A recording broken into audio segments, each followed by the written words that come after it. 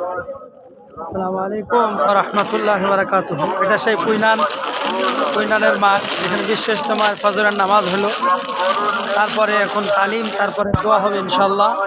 আমাদের সব সাথীরা এসছে, আমাদের সাথীরা সবাই এখানে আছে।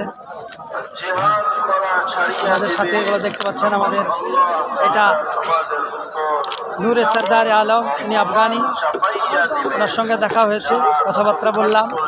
তারপর আমাদের সাথী ভাইয়েরা সকলে আছে, দেখছেন সবাই রয়েছে, আমরাও আছি। কবে পাবো কি পাবো না, খুব ঠান্ডার সময় আল্লাহ পাক আমাদের কবুল করেন। এটা আমাদের সাথী ভাইয়ের একজন, মুখ কি খুলতে পারা যাচ্ছে না, তো যাই হোক দোয়া আপনারা করেছেন, অবশ্যই দোয়া আশা হয়ে সম্ভব হয়েছে, ইনশাল্লাহ আমাদের কামিয়াবিও হয়েছি।